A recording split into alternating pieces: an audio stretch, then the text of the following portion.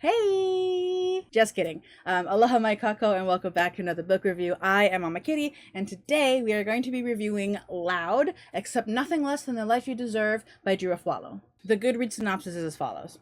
Drew Afualo is best known as the internet's crusader for women and is at the head of a new generation of entertainment's rising stars, with more than 9 million followers across her social platforms. She soon realized that men on social media were creating sexist content aimed at disparaging women and also containing rampant fatphobia, racism, and other forms of bigotry with very real-life consequences. It didn't take long for her to step into the role of unofficial watchdog for misogyny, and her signature laugh is now recognized as a feminist call to arms. Loud is part manual, part manifesto, and part memoir. It is a summoning cry to rid the internet and our hearts, minds, and lives of terrible men and create a space to fight outdated patriarchal ideals.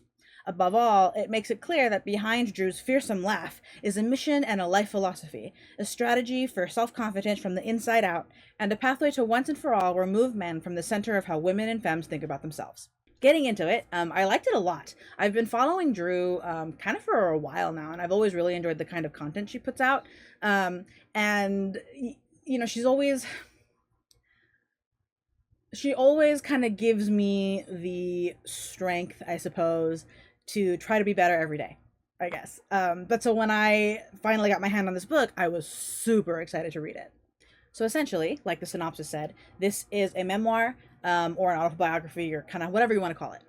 And while for the most part it's about why she does what she does, embarrassing, terrible man on the internet, there are also some really, really tender moments where she talks about like her family and growing up and her journey to self-confidence. She starts the memoir off by discussing her family. She discusses the relationship between her and her parents. She discusses the relationship between her parents, and she emphasizes how that relationship and watching that relationship as she grew up became the foundation for how she kind of views the world and men today. I enjoyed the stories that she talked about, where she talks about her family. I, in particular, was very drawn to the story regarding her sister and the troubles that they've gone through and the struggles that they overcame together, their closeness, right? It just really hit home for me, and, got me thinking about my own sibling and the relationship that we have. She discusses pick-me culture, which I thought was interesting, and she admitted to being kind of a pick-me back in her younger days, but she also then discusses kind of like how she came to the realization that she was a pick-me, and discusses kind of her journey out of that kind of mindset. And I thought this part hit home for me as well, because I'm pretty sure, at least for a little while back in the day, that I would have considered myself a pick-me, I think. So it was nice that someone like Drew also had that sort of experience, right? That we're not perfect. Is kind of what it is, right? And it really, for me, it really humanizes her as far as like, she's a TikTok celebrity at this point. And TikTok celebrities, I think it's easy for people to forget that they're human. But so this particular admission from her side kind of brought her back down to the regular people's level. You know what I mean? But anyway, I really liked it, and I appreciated what she had to say about all of it. After the family stories, she moves into the content creation and terrible men stories. She also brings up Peely, her boyfriend at the time of the book, but I believe they now are fiancés, if I remember correctly. She also gives a descriptions of what she considers to be the four horsemen of the male psyche. I don't know. That's not what you called it, but that's what it is. the four horsemen of terrible men. Sure. And she kind of urges the reader to remember how important it is to be a girl's girl, right? And to be willing to stand up for other women when the world or men try to be misogynistic and bigoted. The writing was really easy. Though I'm sure, like for some people, based on some of the comments that I read on Goodreads, the writing, according to them, was a little elementary. And while I do agree that it's like not the most like groundbreakingly written book out there, I was just thankful it was easy to read. I didn't feel bogged down by like excessive text or descriptions or whatever. I didn't feel like she was trying to be all high maka maka about it, right? That she, she was trying to be very down to earth, and I think that that came across well. I thought that the progression of her stories made sense, and that they, that she arced it really well. It was just a really standard read, kind of all the way around.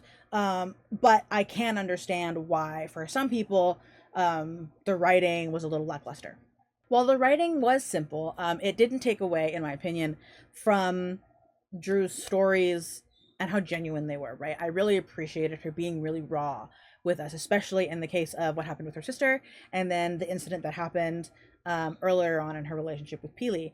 It it was just it was another stark reminder of her humanity, right? That she's just like the rest of us, that she goes through these things, that she's gone through these things, but that she hit the ground running, feet on the pavement, and she's going after that life that she deserves.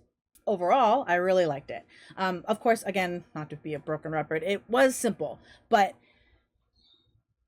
it made it it was very to the point, right? Like there was no fluff, there was no extra whatever that kind of got in the way of the stories Drew were trying to tell, right? There was no like hidden meanings and stuff like that. It was just very straightforward. We learned about Drew, we learned about her life, where she is now, how she got there, etc., etc., and that was it. And I think that that's totally fine. And so from that point of view, I gave it a very solid 5 out of 5 stars. I do kind of recommend this to anybody who's sort of looking for like a pick me up as far as oneself like is. It just, at least in my case, it kind of gave me hope, I suppose, that even if I am where I am now, doesn't mean I'm going to be there in 5 years, right? That there is growth potential if you're willing to go out and grab it. And I think that that's really important.